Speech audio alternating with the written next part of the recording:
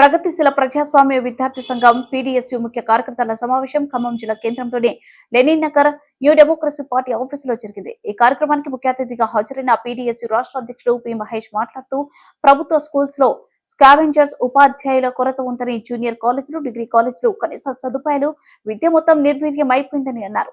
ప్రభుత్వ స్కూల్స్, కాలేజీలో కనీస మరుగుదొడ్లు, మంచినీరు, చాక్ పీస్ ఇవ్వలేని స్థితి నేడు నెలకొందన్నారు. ముఖ్యమంత్రి రేవంత్ రెడ్డి ఈ నెల 11న ఉమ్మడి ఖమ్మం జిల్లా పర్యటనకు వస్తున్నారని, ముఖ్యమంత్రి పర్యటనలోపు ఖమ్మం జిల్లాకు కేటాయించిన యూనివర్సిటీని పూర్తి స్థాయిలో నిర్మించే విధంగా పాలేరు జేఎన్టీయూ కాలేజ్ కి అన్ని సౌకర్యాలు కల్పించి అందుబాటులోకి తేవాలని, వీటి మీద స్పష్టమైన వైఖరి ప్రకటించాలని వారు ప్రభుత్వానికి డిమాండ్ చేశారు. లేని పక్షంలో పెద్ద ఎత్తున ఉద్యమాలు నిర్వహిస్తామని ప్రభుత్వాన్ని హెచ్చరించారు. ఈ కార్యక్రమంలో పీడీఎస్యూ ఖమ్మం జిల్లా ప్రధాన కార్యదర్శి గోకినపల్లి మస్తాన్, పీడీఎస్యూ జిల్లా నాయకులు సాగర్, గోపి, సర్వేందర్, మణికంఠ, ప్రభు, గాంధీ, ఆర్కే పాల్గొన్నారు. నా పేరు మహేష్, పీడీఎస్యూ తెలంగాణ రాష్ట్ర అధ్యక్షుడిని. విద్యారంగ సమస్యల్ని పరిష్కరించాలని చెప్పేసి, అదేవిధంగా కార్పొరేట్ విద్యా సంస్థలని రద్దు చేయాలని, పెండింగ్లో ఉన్నటువంటి ఫీజు రియంబర్స్మెంట్, స్కాలర్షిప్ను విడుదల చేయాలని చెప్పేసి మేము ఈ రాష్ట్ర ప్రభుత్వాన్ని డిమాండ్ చేస్తూ ఉన్నాం. అధికారంలోకి వచ్చి రేవంత్ రెడ్డి ప్రభుత్వం 100 రోజులు గడుస్తూ ఉంది. ఈ 100 రోజుల ప్రభుత్వ పరిపాలన కాలం చూసుకుంటే, గతంలో బీఆర్ఎస్ పార్టీ ఏ విధంగా అయితే పరిపాలన కొనసాగించిందో, ఈ రేవంత్ రెడ్డి కూడా అదే దోవలో నడుస్తున్నట్టు మాకు అర్థమవుతా ఉంది. ఎందుకంటే ఓట్ ఆన్ అకౌంట్ బడ్జెట్ ద్వారా తను విద్యారంగానికి తక్కువ శాతం నిధులు కేటాయించాడు. అదేవిధంగా హైదరాబాద్లో వ్యవసాయ యూనివర్సిటీ సంబంధించిన భూములు మొత్తం కూడా లాక్కున్నాడు.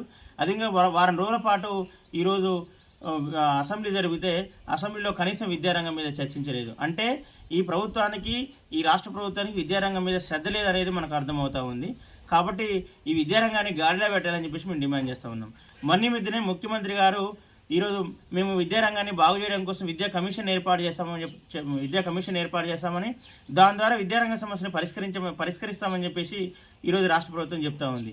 అంటే కనీసం మౌలిక సదుపాయాలు కల్పించడానికి చిన్న సమస్యల్ని కూడా ఈరోజు పరిష్కరించాలంటే విద్యా కమిషన్ అనేది అవసరం లేదని మేము భావిస్తూ ఉన్నాం. విద్యా కమిషన్ వేసి మీరు కార్పొరేట్ విద్యా సంస్థలని నిషేధించే వైపుగా మీరు చర్యలు తీసుకోండి. అదేవిధంగా ఖమ్మం జిల్లాకి యూనివర్సిటీ కేటాయించే విధంగా చర్యలు తీసుకోండి. అదేవిధంగా రాష్ట్రంలో యూనివర్సిటీని బలోపేతం చేసే విధంగా ఈరోజు మీరు చర్యలు తీసుకోండి. కానీ విద్యా కమిషన్ వేసి దాని ద్వారా సాత్సారం చేస్తూ ఈరోజు మౌలిక సదుపాయాల కల్పనకు కూడా చిన్న సమస్యలని పరిష్కరించడానికి కూడా ఈరోజు విద్యా కమిషన్కి ముడిపెట్టవద్దని చెప్పేసి మేము పీడీఎస్యూ విద్యా సంఘంగా డిమాండ్ చేస్తూ ఉన్నాం. తక్షణమే ఈ రాష్ట్ర ప్రభుత్వం వెంటనే మరొకసారి విద్యారంగం మీద రివ్యూ చేసి ప్రభుత్వ పాఠశాలకి పక్కా బిల్డింగ్లు కేటాయించాలి. ప్రభుత్వ పాఠశాలలో స్కావెంజర్స్ లేరు, చపరాసులు లేరు, వాళ్ళ సమస్యలన్నింటినీ కూడా పరిష్కరించాలి. అదేవిధంగా జూనియర్ కాలేజీలో ఈరోజు దినదిన కన్నా 100 ఏళ్ళ ఆయుష్గా నడుస్తూ ఉన్నాయి, వాటి సమస్యను పరిష్కరించాలి. నియోజకవర్గానికి ఒక డిగ్రీ కాలేజీని నిర్మించాలి. అదేవిధంగా ఈ ఖమ్మం జిల్లాకు సంబంధించినటువంటి గతంలో ఏ విధంగా అయితే హామీ ఇచ్చారో మీరు వెంటనే ఈరోజు మీరు ప్రభుత్వ యూనివర్సిటీని నెలకొల్పాలి. అదేవిధంగా పాలేరు దగ్గర ఏర్పాటు చేసినటువంటి జేఎన్టీయూ కాలేజీని అన్ని ఆర్భాటాలతో అన్ని రకాల మౌలిక సదుపాయాలు కల్పించి పూర్తి స్థాయిలో నిర్వహించాలని చెప్పి మేము డిమాండ్ చేస్తూ ఉన్నాం. అదేవిధంగా ఈరోజు నూతన జాతీయ విద్యా విధానం మీద ఈ రాష్ట్ర ప్రభుత్వం తన స్పష్టమైనటువంటి వైఖరిని ప్రకటించాలి.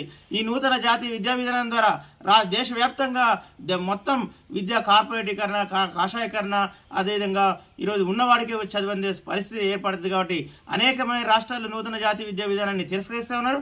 అదేవిధంగా ఇక్కడ రాష్ట్ర ప్రభుత్వం కూడా వెంటనే ఈ నూతన జాతీయ విద్యా విధానాన్ని తిరస్కరించాలని నిర్ణయం చేయాలని చెప్పేసి మేము పీడీఎస్ విద్యా సంఘంగా డిమాండ్ చేస్తున్నాం.